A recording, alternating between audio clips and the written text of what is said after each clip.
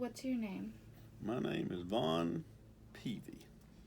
What subject and age range do you teach?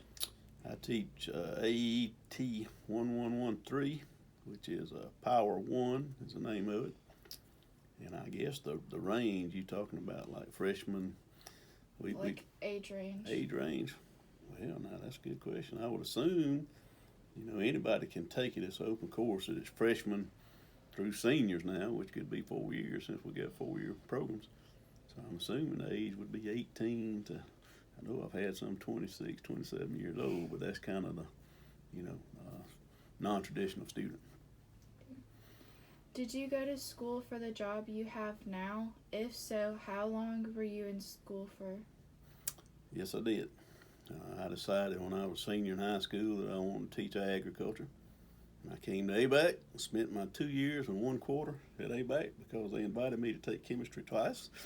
And then I went to the University of Georgia for 2 years to complete my bachelor's. Then I went back essentially 2 more years, 1 year for a master and 1 year for a specialist degree. What goals do you have for your students?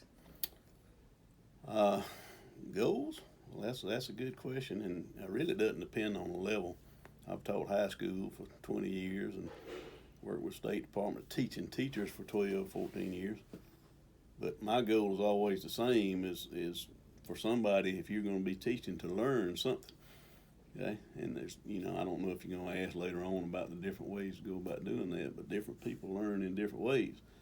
So, you set your goals by, whatever class it is, and if you're asking for this class, then we have the goals stated in the syllabus that says you'll be able to do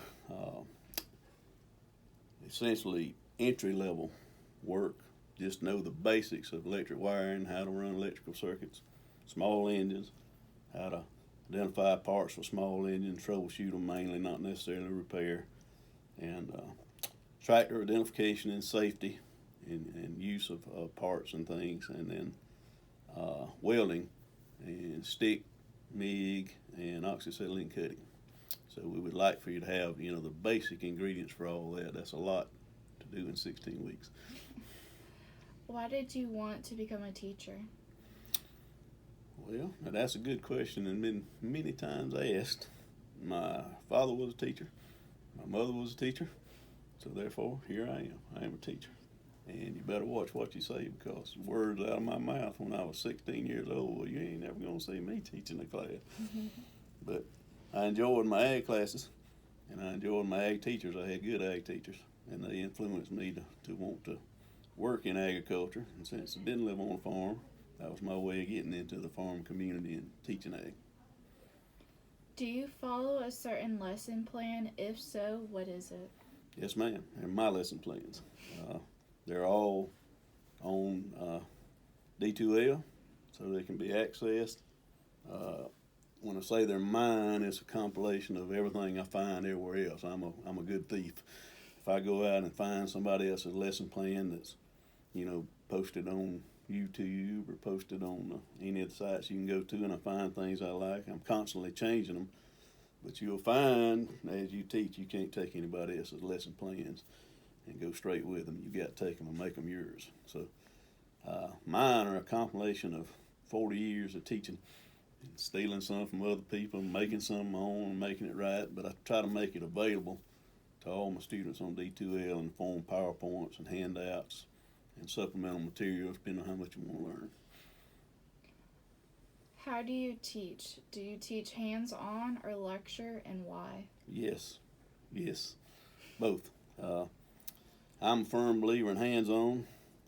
Different people learn in different ways. Some learn from sitting and listening to a lecture. Some learn from going back and reading the notes later on. Some learn from reading a book. But everybody learns from hands-on. Either you can do it or you can't. And some you may learn that you don't want to do it. Like some students may learn they don't want to wire, they don't want to weld. But when you put your hands on it, you're either going to do it or you're not. So I'm a firm believer in hands-on. But also, I know that students learn in different ways, and therefore I kind of get the shotgun approach. I give lectures with PowerPoints. I give supplemental materials and opportunity to do things in book work, the outside assignments and such as that, so that you can back up what we do in class and lecture and hands-on in lab. What's the most rewarding part of your job? I guess the most rewarding to me is to be able to work with students like yourself, especially people that come in that are at an entry level and scared to death, say, I ain't never done this. That's the kind of students I love to see lose work with, because you're going to learn something. You're going to learn more than anybody that walks in that class that's already done these things. So I enjoy working with students. How do you stay organized with as many students as you have? Stay on it. If you don't stay on top of it, you're going to get behind. So I keep my clipboard lined up. I've got my schedule, and it's posted on D2L. That's got the entire semester.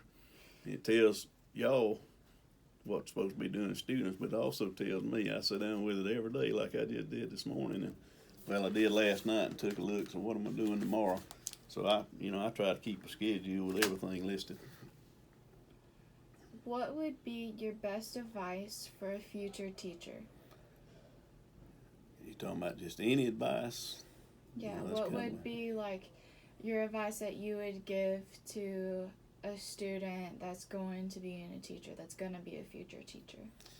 Well, the best advice I could give up front, if you just ask for any advice, or we could put this in compartmentalize, how do you got any advice for actual classroom teaching? Got any advice for getting through college, making it to the end? But my advice would be, right now, and you're in college and it looks hard, hang in there. If that's what you want to do, you're going to make it. And then when you get out teaching, you got to love your job. If you don't love your job, and I hate to say this because it's pretty blunt, get out. Go do something else. Go do something you love. I've been very fortunate for 42 years now that I've been teaching. I love my job.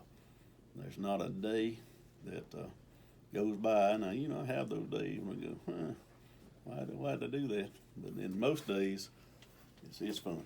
It's just fun to me. I enjoy doing it. I enjoy interaction with students. I enjoy the learning process. I enjoy everything about it. That's all the questions I have. Thank you. Okay, well,